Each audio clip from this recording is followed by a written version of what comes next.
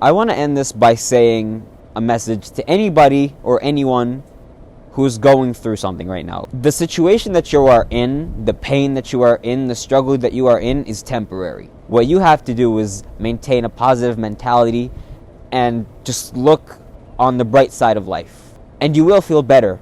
But, life is a journey and you gotta face it head on.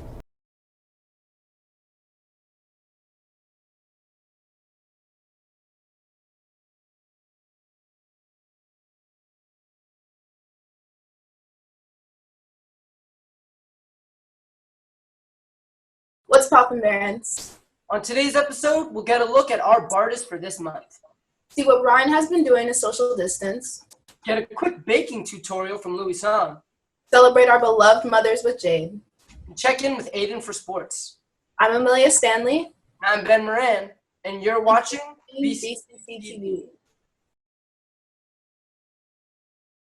Yo, Amelia, what's going on in the news this week? Georgia police have arrested 2 men for the murder of Ahmaud Arbery 2 months ago. A graphic video showing the lynching circulated on social media earlier this week. On Wednesday, the state of Maryland have officially closed all public schools for the 2020 school year. That means that there will no longer be any in-person classes for this school year, and it means that Friday, March 13th, was the last day of in-person high school for us seniors. However, distance learning continues for seniors until the official last day, which is May 22nd.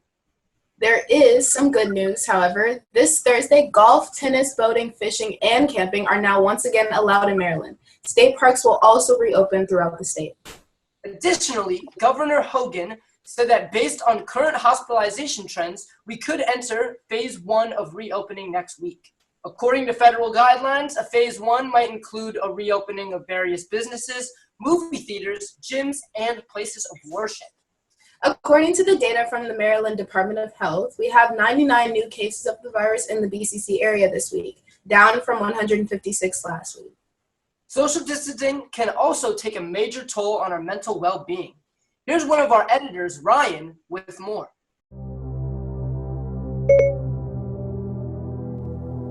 Hey Siri, why do I feel so alone? You can always talk to me. As the days go by and time seems to dilate, we seek more and more coping mechanisms. Exercise, cleaning, 14-hour naps. But what exactly is it that we're trying to cope with? Even if you're not an extroverted person, I'm sure you also feel that something essential is missing. Real social interaction. Through modern technology, we can get online social interactions at the touch of a few buttons. But as the end dates of quarantine stretch on and on, some begin to ask whether technology can really replace our reality. A 2014 study asked participants to simply sit in an empty room for 15 minutes and entertain themselves with their thoughts. No cell phones or any technology were allowed in the room, save for a device that, when touched, emitted electrical shocks. The researchers assumed that the participants would be capable of spending 15 minutes without distractions, but surprisingly enough, more than half of participants shocked themselves 3 to 4 times. It's evident that in our current society, technology has become the cornerstone to our daily life. Some even argue that modern technology has taken over our lives, though that may not be such a bad thing. Historically, humans have always used technology as a means to connect. Agustin Fuentes, a University of Notre Dame anthropologist, argues that we evolved to solve problems together. Our ancestors created stone tools using teamwork and developed glues and dyes to share insights through art. Connecting is central to what makes us human. It helps keep us alive. Even with all our technology, though, there still seems to be a void. According to Lawrence Palinkas, a researcher on psychosocial adaptation to extreme environments at the University of Southern California, if you have a very well-defined period of time in which you're isolated, people do pretty well up until the halfway point. Then they experience a letdown. But when you're in a situation like we are now, how do we know if we've hit the halfway point? Well, we don't, and that's where the issue lies. It seems that when asking how to deal with feeling lonely, we only get more questions than answers. We get to a point where it feels like all we can do is distract ourselves from our current reality. Like the participants in the empty room study, we need something to distract us. But unlike those participants, we have no idea how long we have to stay here. The emerging phenomenon of regression to old forms of entertainment isn't really a phenomenon. or just running out of distractions. So instead of trying to forget, it may be better to remind ourselves. Since the day we were born, we've been surrounded by others. For as long as we can remember, we've had voices that allowed us to keep our minds solely on the external world. Due to this isolation, though, those voices have quieted down. The weight of the burden of existence tugs, and even if you haven't noticed it, you may have noticed how hard it is to sleep in complete silence when plagued by your own thoughts. There's so much that we have yet to discover within the human mind. With that in mind, remember that eventually this will end. Therefore, until that time, try and put down your phone for a while. You may be interested to see what lies within. And hey, if you get lonely, you can always talk to Siri. I'm happy to be here.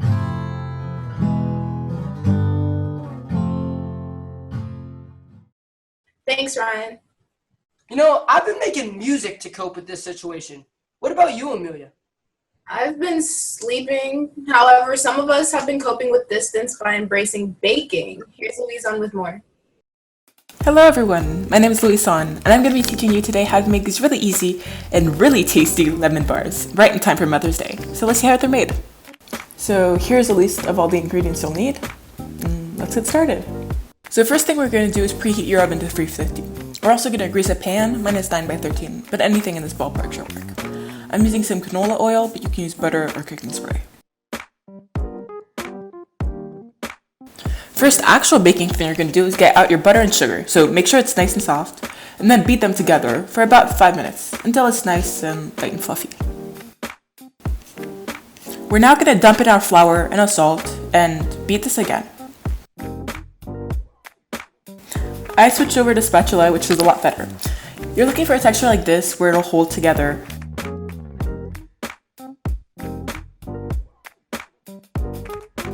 You're now going to dump in this whole flour mixture and pat it down into your baking pan. I used my hand because it went a lot quicker, and we're going to go bake it off for 20 minutes at 350. Now it's out of the oven. This is what you're looking for, these light brown golden edges. Now we're going to get on to the best part of these lemon bars, are the lemon themselves. So you're going to start off by zesting one lemon and make sure you scrape off the back very gently with your fingers. Now here's a pro tip when you're juicing your lemons is to press down on them before so that they release a lot more juice. So here we're doing it until we get about 2/3 cup.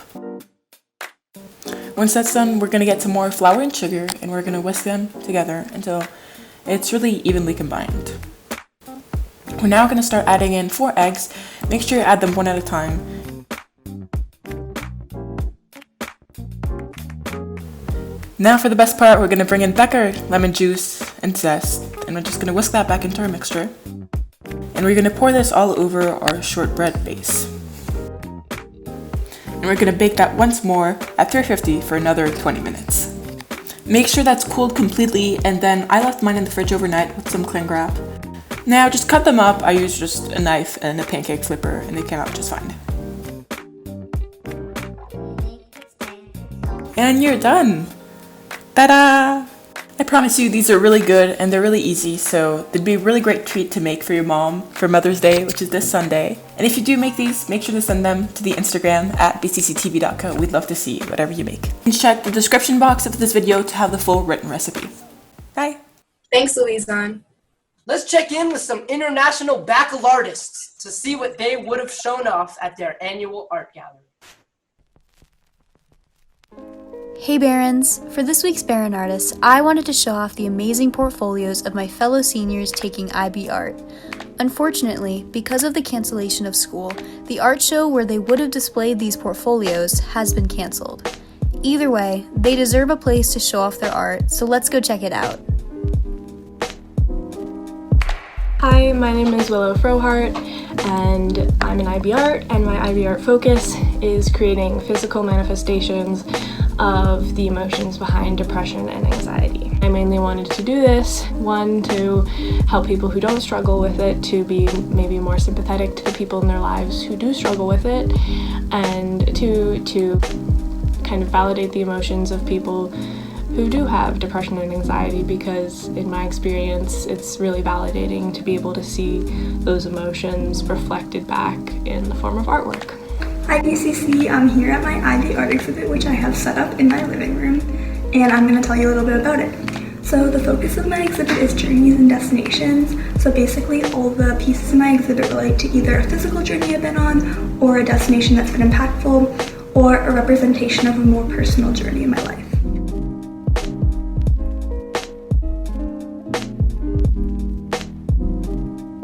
My name is Parker Tice, and for my IB art focus, I chose heat.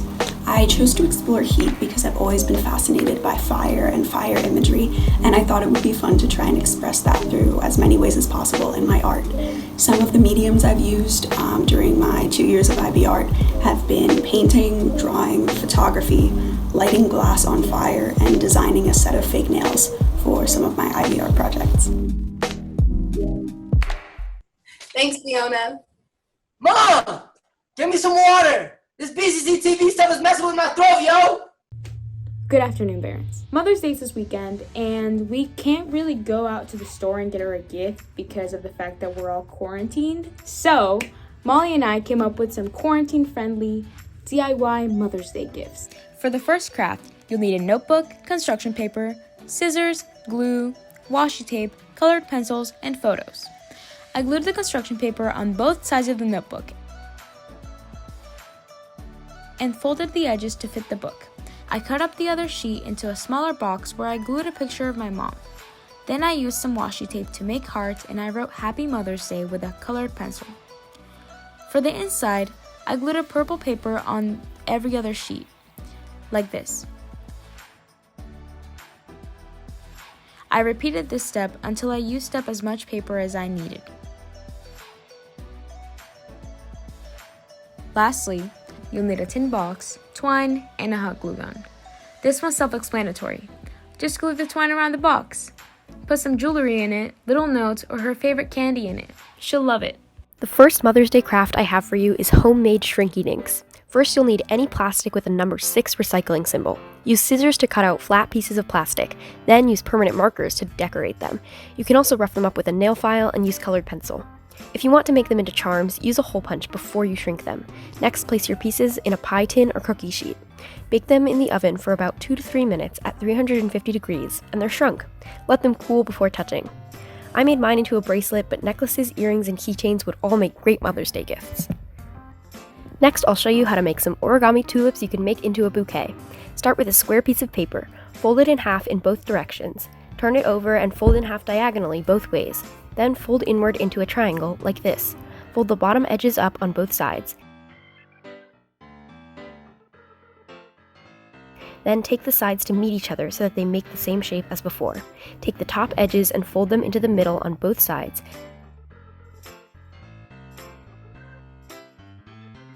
Then tuck them together on both sides.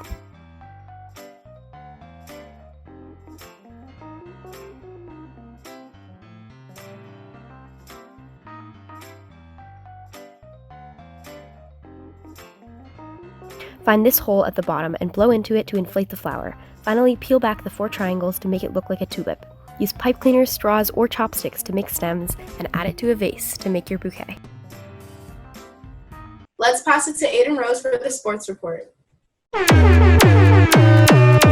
Baron. I need more toilet paper! Okay, Peter, I'll get it to you in a second.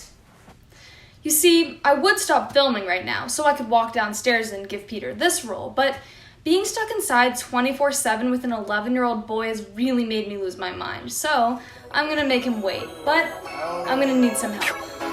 Stay so fresh, so clean, think they like me. I wear more Supreme than a hype bitch. Only blue, no green, don't excite me.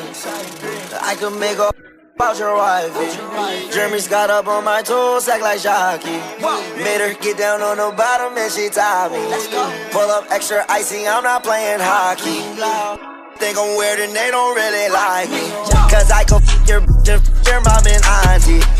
Your girl's a 5, but your mom is a dime piece. And your auntie, her name is Miss Connie. I got one Glock, his name Clyde, the other one named Bonnie.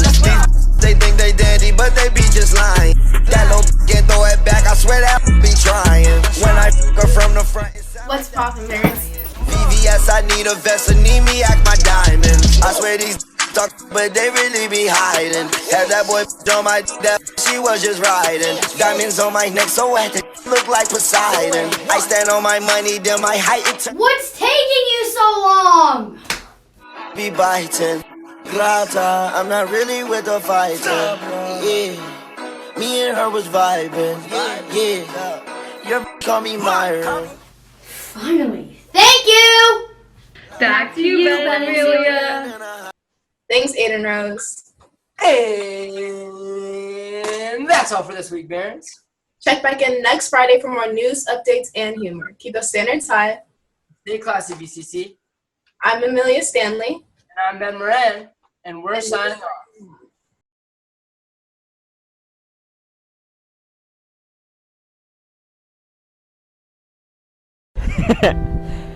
Hi there, my name is Mooni Khalifah. I'm a junior at BCC High School. I was born with a rare immune deficiency called DOC8, and I was the 11th person in the world to be diagnosed. Growing up as a child, I was always being misdiagnosed. I went to this doctor and he suggested to send my blood to the NIH here in Maryland to get it tested because he suspected something.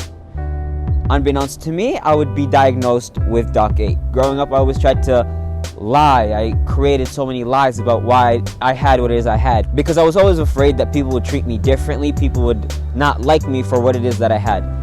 And I'm actually proud of what it is that I have, and I embrace it because it's who I am. And if I can't be true to myself, who am I going to be true to? Earlier this year, I was going to start a bone marrow transplant. While doing the workup for transplant, I was diagnosed with cancer. I was not upset, believe it or not. I wasn't angry, I wasn't frustrated. I was more excited, basically because I saw it as a new chapter in my life. I saw it as a new story I could tell people. Now, I did have my moments of breaking down. The most pain I ever felt in my life was never physical as much as it was emotional. And one of the most hurtful pains I ever felt was losing my hair. Because I always saw my hair as this part of me that always remained untouched by my sickness, always was something I cared about, and losing it was a very rough thing to go through. While going through this whole life journey, my family and friends were always there by my side. My family been there for me through every single second, through the hardest times. Are you Mooni? I am. Oh my gosh! Throughout this process, you'd say love was a major factor. I would say so, yeah. Maybe the most important factor. The most important? Most important. That's incredible. On the 31st of January of this year, I was diagnosed officially cancer-free. As I watched the doctor tell me that I was cancer-free, it felt like the weight of the world was lifted off my shoulders. I felt so much relief. While being in the hospital, I had so much free time on my hands. I started writing music and poetry because I found out I could express my feelings in ways I didn't know I could before. Back. How do I react? Baby girl, stop lying and stop changing all them facts. You stab me in the back, knife in your hand. Girl, this is fire! Now, having gone through what it is that I've been through, it makes me think about what I want to do with my life in the future. I think that I want to become a nurse. The reason is, while going through everything that I've been through, in my worst moments and my hardest times, the people who made me feel better were the nurses. And I want to do that to somebody else. Now, on the 28th of February, the day you guys will be watching this, is going to be my final day in school for the rest of the year, and I should be going to transplant after it. I want to end this by saying a message to anybody or anyone who's going through something right now. The situation that you are in, the pain that you are in, the struggle that you are in is temporary. What you have to do is maintain a positive mentality and just look on the bright side of life. And you will feel better. But, you know, life is a journey and you gotta face it head on.